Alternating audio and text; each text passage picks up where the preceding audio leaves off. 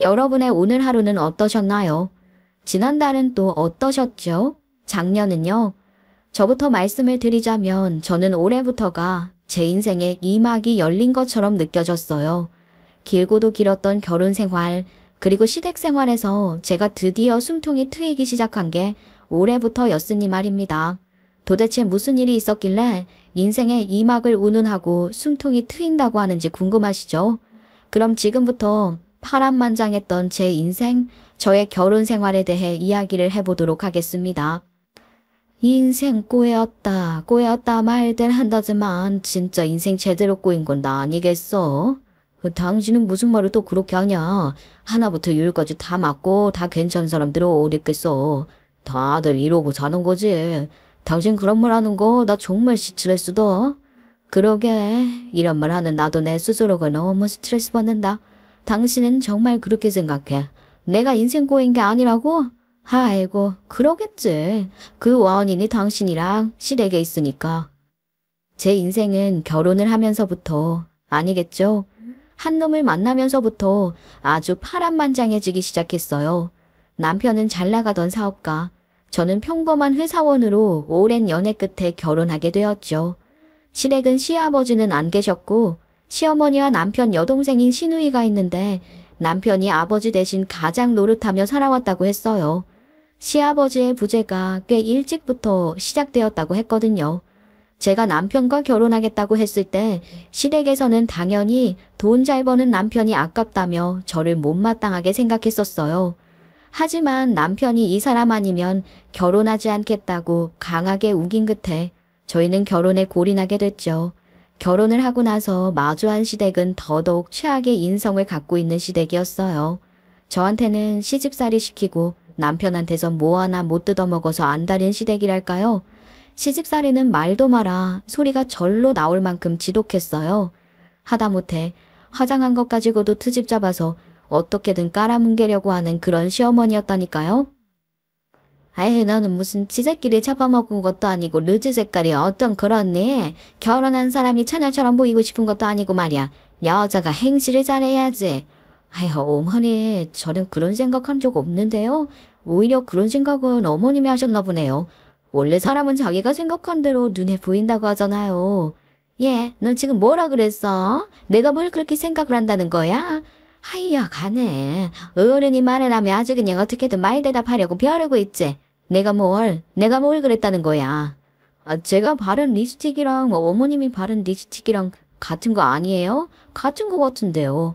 아까 식탁에 립스틱 바르시는 거 보니까 제가 신혼여행 다녀와서 선물로 드린 건데. 그거 저랑 같은 거예요, 어머니.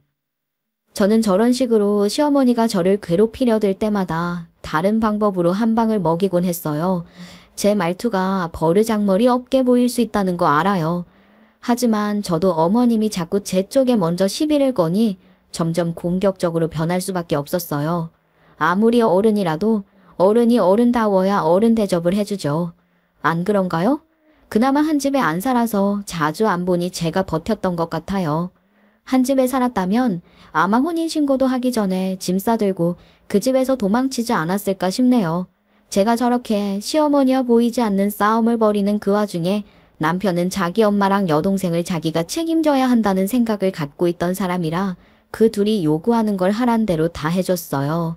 저는 남편이 버는 돈이니 어느 정도 성까지는 시댁을 위해 써도 놔둬야겠다는 생각을 하고 참아보려고 했어요. 그런데 있죠. 사람이 아무리 가족이고 자식이라고 해도 정도껏 해야 하는 거 아닌가요? 제가 결혼하고 나서 쭉 지켜보다가 남편한테 신뢰가 뚝 떨어지며 참고 있던 감정이 폭발한 사건이 있었어요.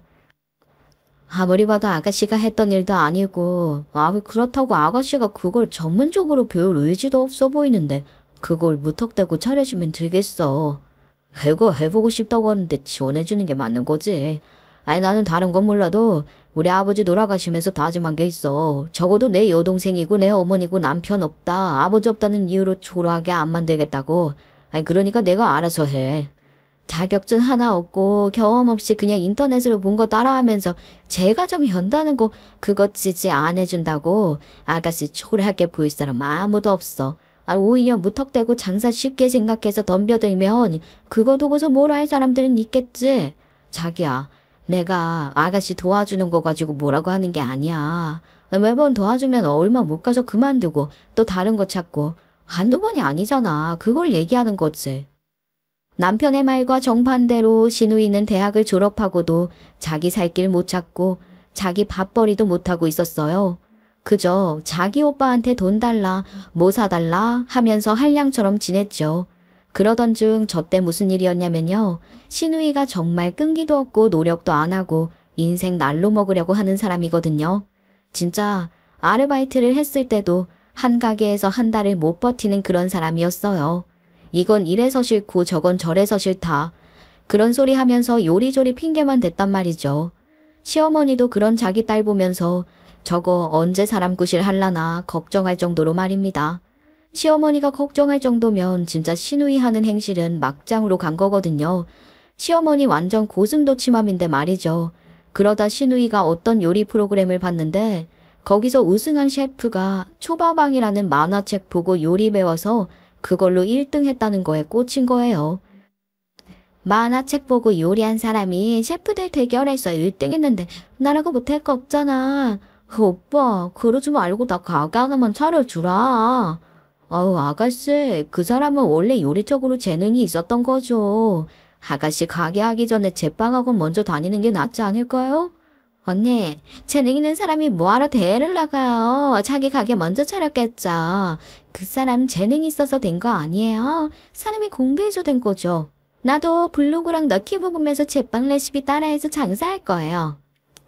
저런 철딱선이 없는 소리를 어쩌면 부끄러운 거 하나 모르고 할 수 있는 건지 신우이는 저런 식으로 대책 없는 생각을 엄청난 아이디어라고 이야기하면서 저희 남편한테 자기 가게 차려달라고 했어요. 참 여러모로 대단한 사람인 거죠. 그 무모한 자신감이 존경스러울 정도였답니다. 아무리 자신감이 중요하다 한들 근거 있는 자신감이 좋은 거죠. 신우이가 말한 적이 말이 되냐고요? 신우이요? 밥도 제대로 못 짓는 사람이었어요. 전기밥솥으로 하는 것도 제대로 못 지어서 밥이 떡이 되던가 아예 부셔질 정도로 딱딱하던가 둘 중 하나로 만드는 마이너스 손을 가진 사람이었답니다. 그런데 제빵이란요? 돈 내고 사 먹은 고객들 병원 가게 만들 일 있냐고요? 저는 신우이의 저 말 듣고 한참을 설득했었어요. 그럼 일단 오빠한테 지원받아서 제빵 학원 먼저 다니셔라 그렇게 했는데 말이 통하질 않았죠. 계속 그 초밥왕 보고 1등한 셰프 얘기만 하는데 그건 그 사람이고 밥도 못 짓는 너랑 그 사람이랑 같냐. 이렇게 하고서 머리 쥐어받고 싶었으나 그래도 남의 동생이니 말로 최대한 설득하려 했었죠. 하지만 제가 그러면 뭐 하냐고요. 남편이랑 시어머니는 그저 신우이가 뭔가를 하려고 한다는 게 얼마나 대단하냐면서 기어코 지원해 주더라고요. 내 돈 가지고 내가 동생 챙겨주는 거잖아. 그리고 당신도 내 돈으로 어느 정도 생활하는 거 아니야? 내가 지금 당신이 아가씨 가게 차려주는 거 그거 가지고 돈을 따지는 게 아니잖아. 아가씨 제빵 지식 있어? 없잖아. 다른 것도 아니고 이 사람들 입에 들어가는 음식을 만드는 건데 이건 위험한 거야.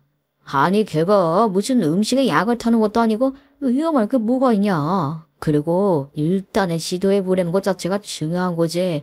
아유 어쨌든 우리 살림에 피해 안 갈 정도로 내가 돕는 거니까 당신도 그만해. 저렇게 말하면서 자기 여동생이 뭔가를 해보려고 하는 게 대단하면서 감싸고 도는데 저도 나중 가서는 그래 내 돈 네가 알아서 해라 하고 차포자기 했어요. 어떻게 되었냐고요? 뻔할 뻔자죠. 결국 신우이는 고객한테 욕만 뒤질나게 먹고 동네에서 맛없기로 유명하게 소문나서 가게 망했어요. 그런데 가게 차려주는 게 돈이 한두 푼 드는 거냐고요? 왜 좋은 방식으로 돕는 건 생각 못하고 그저 해달라는 대로 해주는 게 좋은 거라고 생각하는지 그저 실망스러웠습니다. 남편도 신우이 가게 차려준다고 돈 써서 나름 경제적 피해도 봤었네요. 그래도 신우이랑 시어머니는 정신 못 차렸었어요. 아유 괜찮아 다 경험이지 뭐. 아유 어떻게 대한민국 사람 입맛에 다 맞출 수가 있어. 야, 딸내미, 기죽지 말어. 청와대 경력 있는 주방장이 한 중국집이라고 사람들이 거기 음식 다 맛있다고 하냐? 아니잖아. 야, 다른 거 찾아봐. 일이야 많지 뭐. 그러겠지? 어머, 나 안 그래도 생각한 게 있는데. 내가 어릴 때부터 또 손재주가 좀 있단 말이 들었거든? 그래서 말인데, 오빠한테 얘기해서 나 네일샵 하나 차려달라고 할까? 나 튜브 보니까 셀프 네일 하는 거 꿀팁 좀 찾아보면 금방 할 것 같더라고. 정신 못 차린 거 맞죠?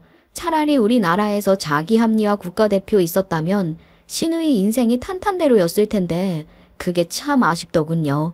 어쩌면 저렇게 자기 합리화를 잘하는지 신우이와 시어머니의 밑도 끝도 없는 긍정은 다 이유가 있었죠. 그게 뭐냐고요? 저희 남편이 돈을 잘 버니까요. 우리 집 기둥인 내 아들, 내 오빠. 하지만 언제나 영원한 건 없는 법이거든요. 그렇잖아요. 저희 남편 등골만 쏙쏙 빼먹던 시누이와 시어머니가 기함할 만한 일이 생기고 말았죠. 그건 바로 남편의 사업이 동업자의 배신으로 한순간에 무너지면서 시작되었어요. 제가 그렇게 그 사람 별로라고 했는데 자기한테 20년 지기 친구라면서 자기보다 잘하냐고 저한테 지랄 떨더니만 제대로 뒤통수 맞은 거였죠. 소 잃고 외양간 고친다고 저한테 자기 이제 어떻게 하냐고 묻는데 주먹이 울었습니다. 아유, 그때 당신 말 들을걸. 이제 어떡하냐. 그걸 왜 나한테 물어 왜? 나야말로 묻고 싶다. 이제 정말 어떻게 할 건데? 당신이 엄마한테 좀 가볼래? 그 와중에도 남편은 자기 엄마 충격받을 걸 생각하더라고요. 자기야말로 사업 그렇게 되고 한 달 사이에 살이 10kg 가까이 빠져놓고서 말입니다. 그러면서 장남이 이렇게 사업 망한 거 직접 보고 들으시면 실망하실 거라고 저보고 지네 엄마한테 가서 도움 좀 얘기해보라고 하더라고요. 저도 저희 둘만 살았으면 안 갔어요. 그런데 애들이 있잖아요. 친정에서도 이미 조금씩 돈을 빌려왔던 터라 제가 절대 친정 가서 돈 얘기 안 할 거라고 하니까 자기 엄마한테 가보라고 한 겁니다. 저는 그렇게 아이들을 생각하며 울며 겨자 먹기로 시댁에 갔어요. 그런데 시댁은 참 너무하더군요. 그렇게 우리 아들이라고 하던 당신 장남집이 담보로 잡혀 넘어가게 생겼는데 시댁에서는 도움 줄 생각도 없다고 했습니다. 가정 꾸려서 살아가는 너희 일은 너희 일인 거지. 어린애들 아니고 조금 힘들다고 부모한테 기대려고 하면 쓰냐. 어머니, 저희가 기대려고 하는 게 아니라요. 돈은 저희가 갚을 거예요. 애들 아빠 책임감 강한 거 아시잖아요. 다만 지금 더 이상 큰 돈이 나올 곳이 없어서요. 금방 쓰고 갚을게요. 금방 쓰고 갚을 돈이면 사채 같은 거 써도 되겠네. 어머니 사채라뇨. 아이고 지금 너 일하는 거 보니까 사채는 무섭고 싫고 귀찮아서 그냥 나한테 온 거구나. 나이는 젊은 애들이 어쩜 그래 날로 먹으려고 하냐. 정말이지 기가 막히더라고요. 그렇게 금방 갚겠다고 하는 돈이면 사채라도 쓰라고 하더군요. 어차피 금방 갚을 건데 이자가 뭐가 무섭냐면서 말입니다. 시어머니 저렇게 말을 하는데 기가 차서 뭐라 말이 안 나왔어요. 어쩌면 시어머니는 자기가 해온 건 생각을 못하는 걸까? 사람이 저렇게 뻔뻔할 수 있구나 싶었습니다. 시어머니 말 듣고 진짜 없던 정까지 뚝 떨어졌었어요. 그럼 뭐 어떻게 하겠어요? 어떻게든 방법을 찾아야죠. 저는 집만은 지켜보고자 제가 갖고 있던 군자금 그리고 친정의 도움을 또 받아 돈을 만들어 놨었어요. 그 군자금도 부족해서 외가 친척들한테까지 돈을 빌렸습니다. 쪽팔린 건 잠깐이다. 그래도 애들이랑 이 집에서 계속 살 수 있겠구나. 그렇게 안도하고 있는데 그런데 그 돈을 남편이 빼돌렸습니다. 저나 남편 통장에 돈 들어있으면 지금 은행에서 빼갈 수도 있고 압류 들어올지도 모르는 거니까 아이 통장에 돈을 옮기자고 남편이 그렇게 이야기를 했었는데 제가 그걸 믿은 게 잘못이었죠. 하지만 당시에 저도 워낙 초긴장 상태였던 터라 남편 말을 듣고 아이 통장에 돈을 넣어뒀었어요. 그런데 그걸 남편 놈이 다 계획했던 거더라고요. 아이 통장 들고 나가서 필요한 서류랑 신분증 같은 거 가져가서 그거 돈 뺀 거예요. 사실상 저는 남편 사업이 진행될 때 제 앞으로 한 게 없으니 저한테 압류 같은 건 들어올 게 없었던 건데 말이죠. 남편이라는 인간은 저를 정신없게 몰아가며 돈을 빼돌린 거였어요. 당신 대체 왜 그랬어? 됐고 그 돈 다시 돌려놔. 그 돈 돌려놓으라니까. 미워네. 그런데 그 돈 지금은 못 찾아. 더 급한 데에 썼어. 지금 이 집 지키는 것보다 더 급한 게 어딨어. 미쳤나봐 진짜. 당신 진짜로 나 기절하는 걸 보고 싶어? 빨리 그 돈 당장 가져와. 제가 남편한테 당신 대체 왜 그랬냐고 물으니까 더 급한 사안 처리에 썼다고 그 말만 반복해서 하더라고요. 저 말 듣는데 진짜로 눈 돌죠, 안 그래요? 저는 남편 등짝을 퍽퍽 내리치면서 소리를 질렀어요. 악을 썼다고 해도 과언이 아니었죠. 그런데 그 상황에서는 제정신일 수가 없었어요. 거기서 제정신으로 있는 건 불가능했죠. 미쳤어? 당신 미쳤어? 내가 그 돈을 어떻게 마련해 둔 건데 내 돈만 있는 거야? 우리 친정돈도 있었어. 내가 그거 나 먹고 놀자고 구했겠냐고. 내가 말했지? 집은 지키자고. 우리는 고생해도 애들은 고생하면 안 되니까. 내가 집은 지키자고 했잖아. 아, 집이 중요한 거 나도 알지. 그런데 여보야, 우리가 잠깐 동안만 고생하면 나중에 더 좋은 집은 얼마든지 구할 수 있는 거잖아. 아, 그래. 내가 잘못한 거 알아.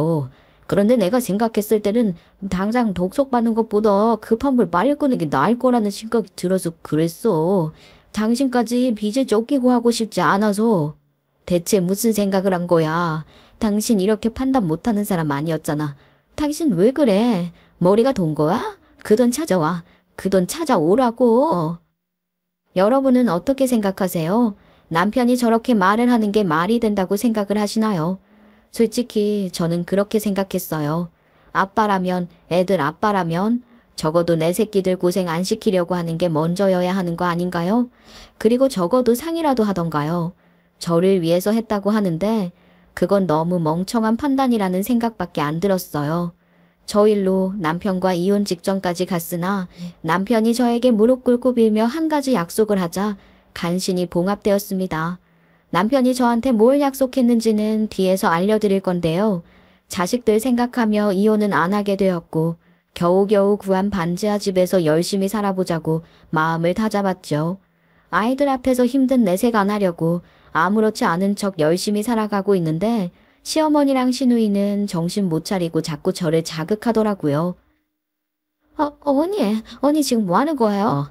뭐 하긴요. 아가씨가 제 남편한테 가져갔었던 그거 나라도 다시 되찾으려고 하는 거죠.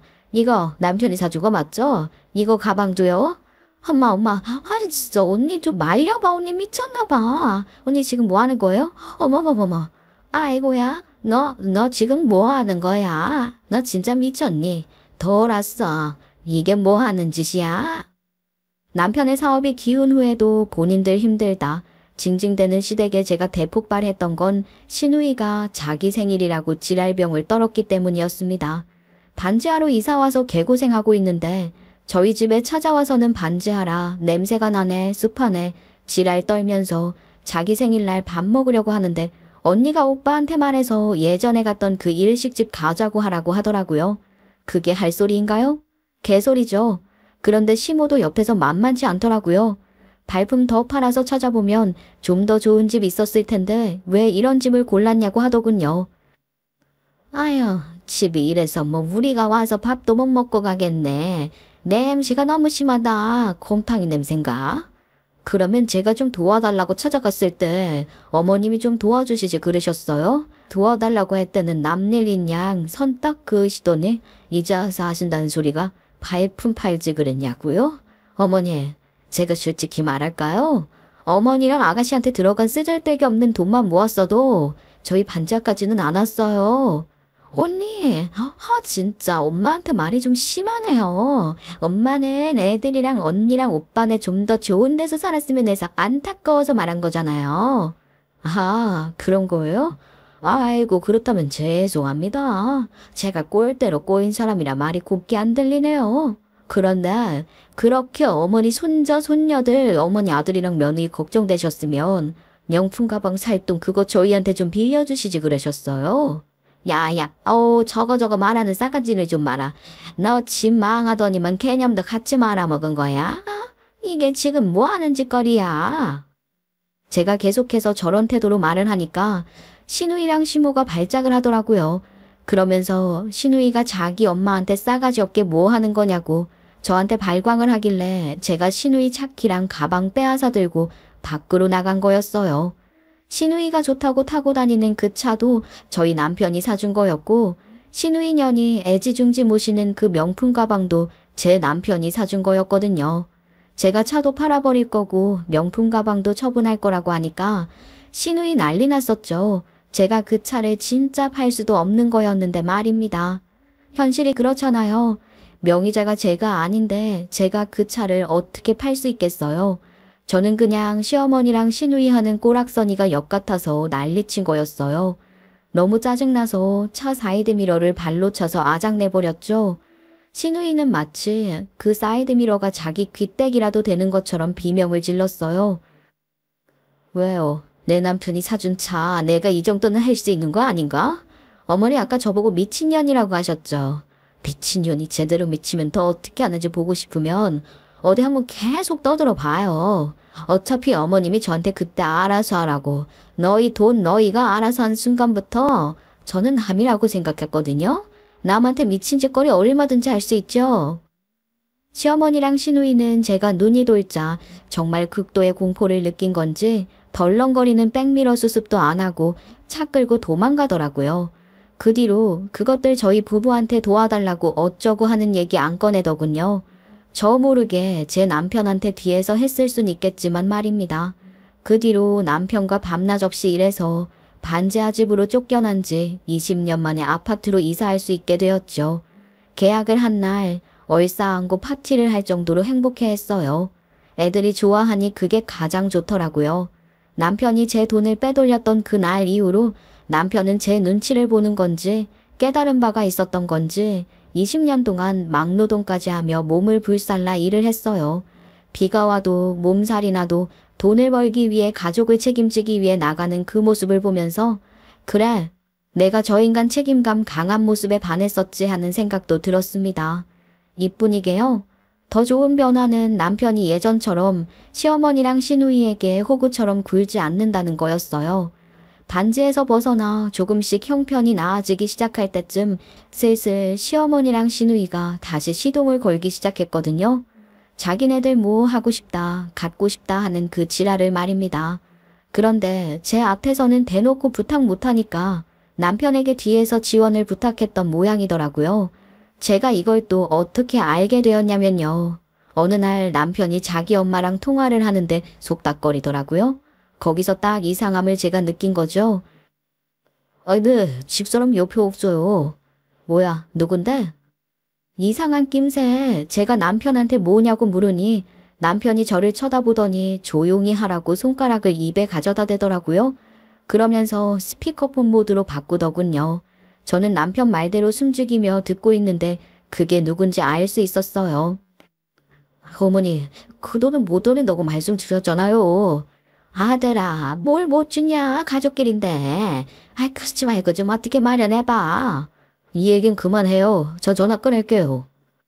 그러면서 남편이 전화를 딱 끊는 게 아니겠어요?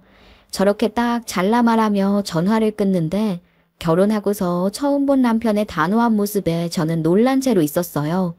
남편은 그런 저를 보면서 이야기를 했죠. 내가 당신 고생시키고 우리 애들 고생하는 거 보면서 정말 많이 반성했어. 내 가족은 내가 지켜야 할 건 당신이랑 아들인데 내가 너무 바보처럼 굴었던 것 같아. 나 엄마랑 내 동생한테 더 이상 예전처럼 그렇게 마법치 안 할 거야. 선딱 지키고 내 가족 먼저 생각할 거라고. 그리고 그 뒤부터 남편은 자기 말을 지켜나가기 시작했어요. 물론 남편이 해오던 게 있고 워낙에 정에 약해서 아예 완전히 지원을 끊지는 못하고 가끔씩 조금의 돈을 줄 때는 있었는데 그때도 제 허락 없이 하는 게 아니라 저한테 물어보고 하더라고요. 저는 그 정도는 괜찮다고 생각해서 허락해주곤 했었죠. 그렇게 아파트로 이사하게 된 날도 남편은 자기가 장보고 오겠다며 밖에 나갔고 아이들은 저녁 때 학교에서 돌아올 예정이었습니다. 저는 마저 집 정리를 하고 있었는데 갑자기 시어머니가 들이닥쳤어요. 시어머니의 갑작스런 방문에 당황스러웠지만 어찌됐든 안으로 들어오시라고 했습니다. 이사 온 집에 구경 오시겠다고 하긴 했는데 하필 이날 오실 줄이야. 저는 어머니에게 안으로 들어오시라고 했지만 시어머니라는 여자가 신발을 벗지도 않고 집을 뺑 둘러보더니 만족스럽다는 듯한 표정을 짓고는 제게 개소리를 하더군요. 너희 신우 전세 만긴 날이니까 다음 달까지 집 비우거라. 아니 싫으면 우리 아들이랑 이혼해. 야 막말로 우리 아들 능력 좋았다. 그건 너도 알고 있을 거 아니야? 그런데 너 만나고서 내 새끼가 인생이 꼬였어. 꼬여도 아주 제대로 꼬였어. 아무튼 너 집 비우는 거 잊지 말고 지켜라. 안 그러면 이혼이야 이혼. 지금 무슨 말씀을 하시는 거예요? 그리고 제가 왜 이혼을 해요? 어머니 신발도 좀 벗으시죠? 여기 어머님 아들이랑 어머님 손주 손녀 사는 집이거든요. 아이고야 네가 나를 어머님이라고 부르니까 아주 감사하네. 내가 뭐 철이라도 알까? 네가 언제 나를 시애미로 생각한 적이나 있기나 하냐. 덕하면 지 시어머니란 신우 잡아먹으려고 들고 말이야. 시어머니의 말도 안 되는 말을 듣고서 제가 기가 막혀서 내가 왜 이혼해야 하냐고 하니까 시어머니 하는 말이 제가 남편 쥐어잡고 사니 저희 남편이 너무 제 눈치를 보는 것 같더라는 겁니다. 아니야. 아니 내 말이 아니면 어디 아니라고 해봐. 그렇게 지 엄마랑 지 여동생밖에 모르던 내 새끼가 뭐만 하면 집사람이 싫어해서 안 될 것 같다고 안 될 것 같다고 하는데 마누라한테 잡혀 사는 우리 아들 불쌍해서 내가 너 이혼시키든가 할 거야. 제가 그 사람을 잡아요? 어머니 대체 무슨 근거로 그런 말씀하시는 거예요? 에? 저 정말 너무 불쾌하네요. 불쾌해? 야 내가 더 불쾌하지. 예전에 판자 살 때도 네 신우차 사이드 밀어 날려버리고 하는 거 보면은 네가 내 귀한 아들한테 어떻게 대하는지 뻔할 뻔짜야. 시어머니는 제가 자기 아들한테 어떻게 대하는지 알겠다면서 겁나 걱정해주는 척을 하더라고요. 웃기고 있죠. 제가 남편 쥐어잡고 살아서 그런 게 아니라 제가 남편 옆에 있으면 지들 원하는 대로 컨트롤을 못하니 저런 억지 부리는 거 제가 모를 리가 있겠어요. 도를 넘어선 시어머니의 말에 제가 참고 살았던 20년간의 울분이 터지면서 그냥 이혼해야겠다는 생각이 들어 그냥 시모에게 냅다 아줌마라고 말해버렸습니다. 남편이 좋고 뭘 해도 솔직히 더 이상은 시댁 식구들 때문에 힘들고 싶지 않더라고요. 이제야 겨우 다시 원점으로 돌아왔는데 시댁이 또 들러붙는다 생각하니 눈앞이 캄캄해졌거든요. 제가 아줌마라고 하니 시어머니 당연히 또 발작 일으키더라고요. 자기한테 지금 뭐라고 했냐고 말입니다. 저놈의 자기한테 뭐라고 했냐는 말은 지겹지도 않은 건지 계속 나불대더라고요. 아줌마라고 했는데요? 왜요? 아줌마 집부터 비워야 정신을 차리시겠어요? 나 어차피 당신이랑 당신 딸년한테 지위여서 당신 아들이랑 못 살 것 같으니까 여기서 끝내게. 끝내보자고? 참, 얼굴에 철판도 그렇게 철판을 깔았을까. 이제 겨우 다시 잘 살아보려 하는데 찾아와서는 집을 비워? 철판? 야, 아오 이 싹퉁머리 없는 년. 네 친정부모라는 것들은 너한테 뭘 가르친 거야? 어른이 물으면 대꾸를 해야지. 저거 봐봐 저거. 어른이 말하는데 쌩 까는 거 봐봐 저거. 시어머니가 저의 반응에 깜짝 놀라 쌍욕을 퍼부을 동안 저는 제가 이사한 짐 속에서 고이 모셔놨던 서류 한 장을 꺼내 시어머니한테 보여줬어요. 보여줬다기보다는 거의 던진 거나 다름없었죠. 시어머니는 그 서류를 줍기 전까지 저한테 쌍욕을 하다가 서류를 보고는 시간이 멈춘 것처럼 멈춰버렸어요. 그리고는 시어머니 자기 발로 더럽혔던 바닥에 털썩 주저앉더니 이게 무슨 서류냐며 그럴 리 없다고 현실 부정을 하기 바빴죠. 사실은 말이죠. 시어머니가 본 서류는 시어머니가 살고 있는 그 집이 제 명의라는 걸 증명하는 서류였어요. 그러니 시어머니가 화들짝 놀라다 못해 굳어버린 거겠죠. 이게 어떻게 된 일이냐면요. 사실 20년 전 남편이 제 군자금과 친정집에서 보태준 돈을 빼돌린 것은 시어머니네 집을 지키기 위해 사용되었던 거였었습니다.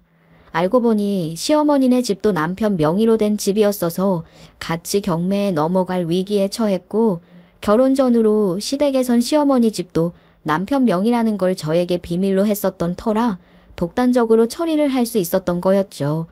시댁에서 그 집이 저희 남편 명의라는 거를 비밀로 했던 거 그거는 보나마나 뻔한 이유가 있을 거라고 생각을 했어요.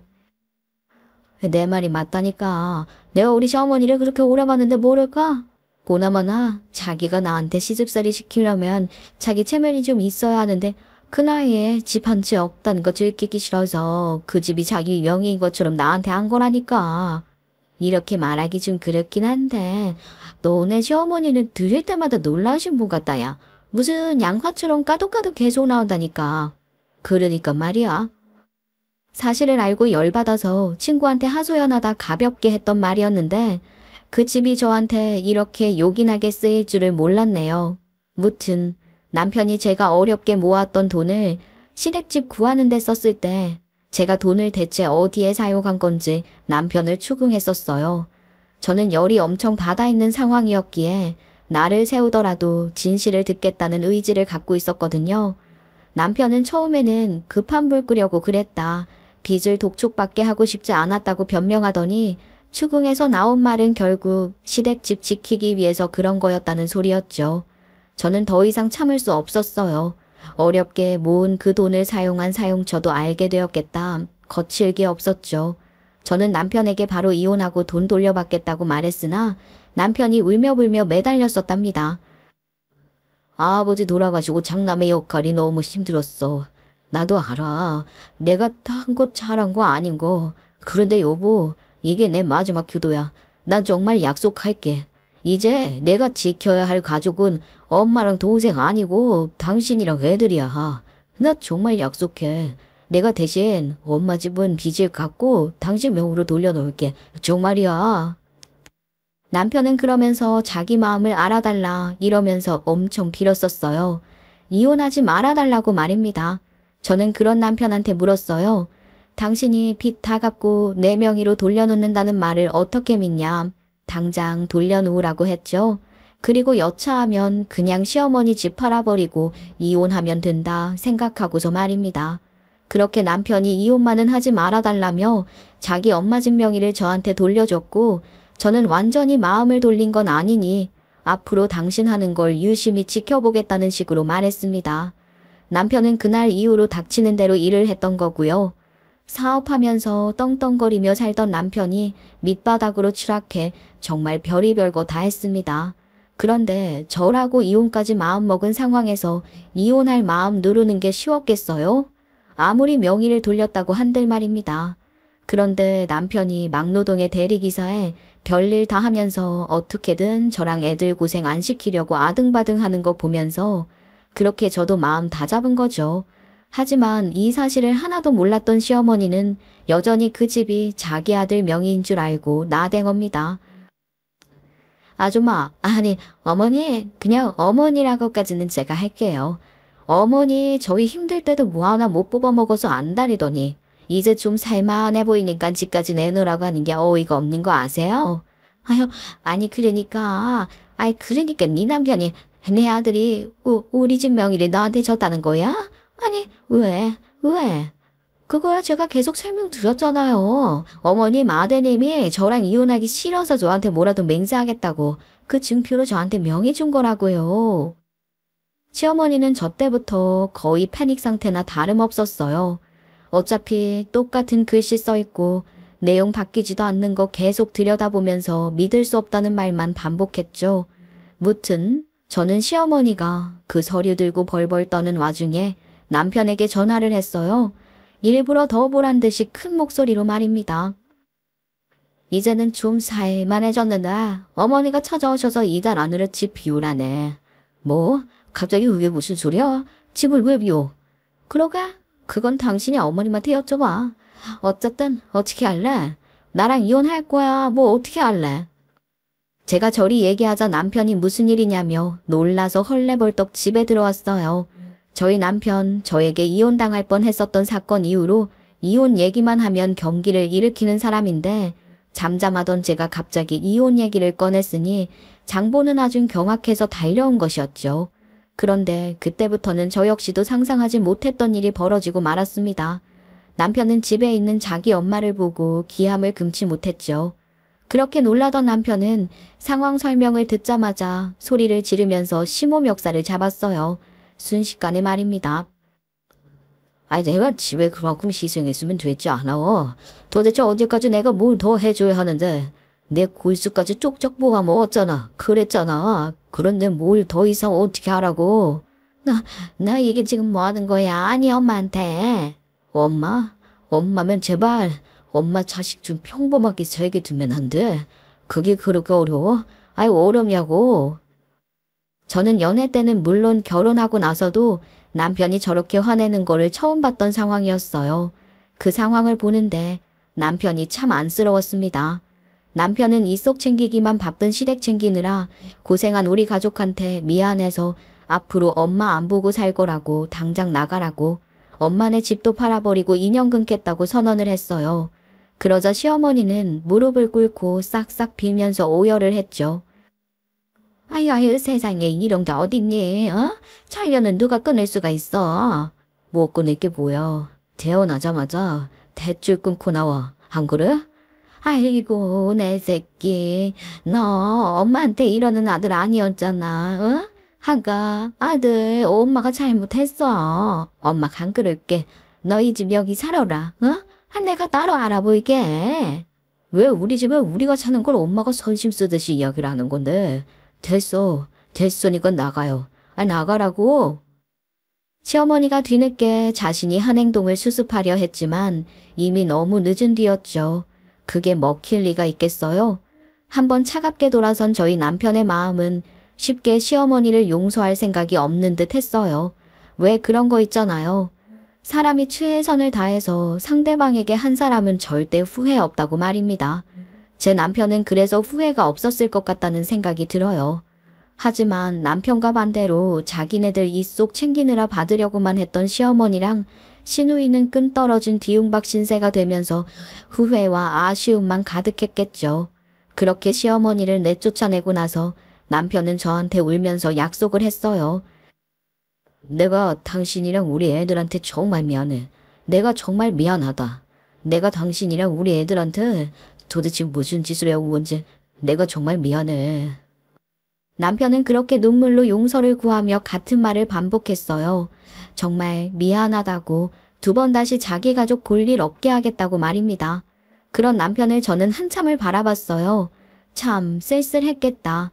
힘들었겠다 하는 생각이 들더군요. 저는 우는 남편의 손을 꼭 잡은 채 이야기를 했었어요. 그러자고 말입니다. 솔직히 말을 했죠. 더 이상 시댁이랑 엮이면 이혼할 거라고 말입니다. 남편은 저한테 굳게 약속을 했어요. 절대로 그럴 일 없을 거라고 말이죠. 더군다나 그 뒤에 이어서 남편은 뜻밖의 제안을 했어요. 바로 시댁집을 팔자는 것이었죠. 그렇게 저는 남편이 먼저 제안을 해서 시댁집을 팔아버렸습니다. 갈곳 없어진 시어머니가 시누이 집에 찾아갔는데 시누네가 모른 척했다고 울면서 전화를 해왔더라고요. 시어머니가 말이죠. 저는 알아서 하시라고 전화를 끊어버렸죠. 어떻게 이러냐? 어떻게 천년을 끊고 어떻게 마을장이 살아있는 시어미를 어찌 시어머니를 이렇게 매정하게 선을 그어. 어머님도 저희한테 그러셨어요. 어머니 생각해보세요. 어머니가 도대체 평생을 무슨 행동을 하셨는지요. 저는 시어머니한테 저렇게 말을 하고는 전화를 끊고 깨끗하게 차단했어요. 전화를 끊기 직전까지 시어머니는 울부짖고 난리 났었죠. 그래도 사람이 죽으라는 법은 없다고 어떻게 살 구멍을 찾으신 모양이더라고요. 시어머니는 저희 남편한테 계속 연락을 해오곤 했는데 남편은 차단은 안 하고 메시지에 답장을 안 하고 있었던 거였어요. 시어머니는 일자리 알선해주는 곳에서 숙식 제공해주는 그런 곳을 찾았나 봐요. 그런데 이게 이제 방을 혼자 쓰는 게 아니라 기숙사처럼 여러 사람이 좁은 방에 들어가 있으니 힘들다고 남편한테 징징거리더군요. 그러나 저희 남편 신경 안 썼습니다. 굳게 마음을 먹었으니 말이에요. 남편도 자기 어머니가 고생해봐야 한다고 생각을 한 것 같았어요. 그래도 어쨌든 시어머니가 거처를 마련했다는 걸 알고 남편 얼굴에 그늘이 좀 가시더라고요. 그 뒤로 마음 편하게 지냈던 것 같아요. 시어머니는 물론이고 그렇게 시누네도 몇 달 동안 소식을 모르고 지냈죠. 시누이한테서 오는 전화랑 문자 싹 다 차단했고요. 시어머니가 어떻게 지냈는지는 그래도 남편이 문자 보고 말해줬는데 시누이 얘기는 안 하더라고요. 잘 사나보다 했는데 그런데 어느 날 모르는 번호로 전화가 왔는데 받을까 말까 고민하다가 그냥 받았거든요. 근데 그게 신우이한테서 온 전화였지 뭡니까? 신우이가 다 죽어가는 목소리로 전화를 한 것이었어요. 언니, 제발 저 한 번만 살려주면 안 돼요? 난 정말 너무 힘들어서 그래. 누구세요? 나요, 나. 언니, 신우이. 언니, 나 너무 힘들어요. 나 좀 도와줘요, 응? 처음에는 신우이인지도 몰랐어요. 웬 젊은 여자가 울먹이면서 전화를 하니까 장난 전화 아니면 이상한 사기 전화라고 생각을 했었죠. 신우이는 자기 이름이며 저희 남편 이름까지 쫘르르 읊으면서 자기 힘을 밝혔어요. 그러면서 전화 너머로 계속 징징거리더군요. 반지에서 못 살겠다고 말입니다. 신우가 반지에서 살고 있다고? 저는 처음에 의아할 수밖에 없었어요. 그런데 이야기를 들어보니 다 사정이 있었더라고요. 지 돈 많이 번다고 부자라고 똥똥거리면서 위해준 척하더냐니 내 뒤통수를 제대로 갈겼어요.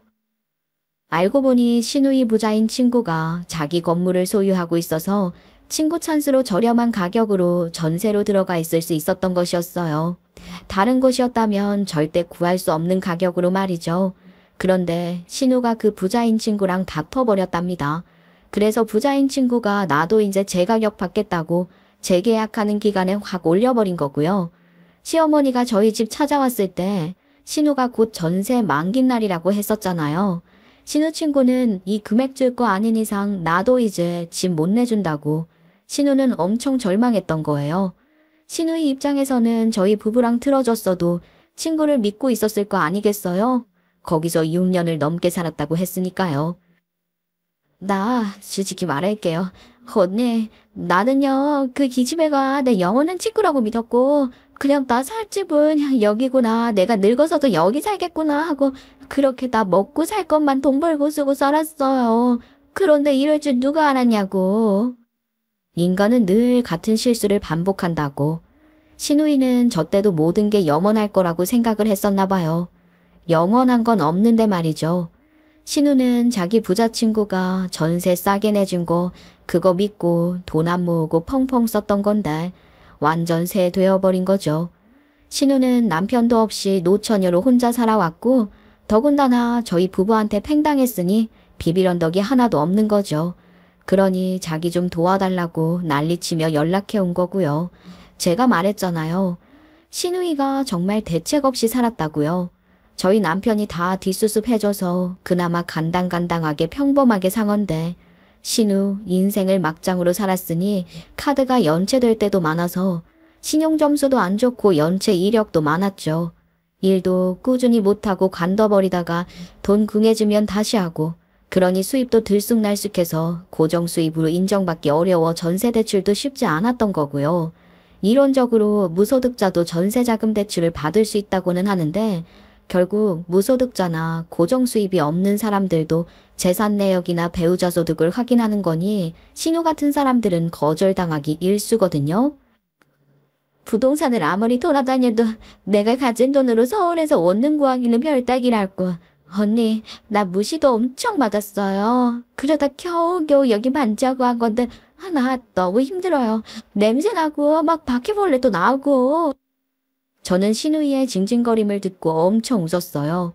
저희 가족이 반지하에서 산다고 엄청 흉보더니 정작 지가 반지하에서 살게 됐잖아요. 그게 얼마나 우스웠는지 몰라요. 저는 잘 됐네요. 아가씨도 고생을 해봐야 정신 차리지 않겠어요? 하면서 신우이를 약올렸어요. 언니, 정말 이럴 거예요? 나 정말 힘들다고요. 맞아요. 아가씨 힘들죠. 저희도 힘들었는데. 저희 힘으로 열심히 노력해서 지상으로 올라왔잖아요. 저희가 둘이서 20년 걸렸으니까 아가씨는 혼자니까 40년 걸리겠네요. 화이팅! 저렇게 응원의 말을 남긴 차에 저는 전화를 끊었답니다. 저의 말에 소리만 지르던 신우이 목소리가 아직도 귓가에 생생하네요. 다른 사람한테 휴대폰을 빌려서 하는 건지 아님 다른 방법을 찾은 건지는 모르겠지만 그 뒤에도 신우이는 또 모르는 번호로 저희한테 애걸복걸하면서 전화나 문자를 남기기 바빴어요. 그때마다 신우이 목소리 들리면 싹 다 무시했네요. 그런 일이 몇 번 있고 난 후에는 잠잠해지더라고요. 현재는 시댁이 어떻게 살든 전혀 관심에 두지 않고 저희끼리 잘 살고 있습니다. 저희 가족들은 이제 시댁 신경 쓰지 않은 채 우리만 보고 살 거라고 마음먹었으니까요. 기생충 중에 왕 기생충, 뻔뻔함의 극치인 제 시누이와 시어머니의 결말은 이렇게 비참하게 진행 중이랍니다. 사람이 잘해주면 고마워하고 스스로 노력할 힘을 길러야죠. 안 그런가요? 제 이야기를 들어주신 여러분은 제 시어머니랑 시누이 같은 실수를 절대 안 하실 분들이란 걸 믿어요. 그럼 여러분, 저는 이제 글을 마무리하며 일어나 보겠습니다. 이야기 듣고 함께 공감해 주셔서 감사했습니다.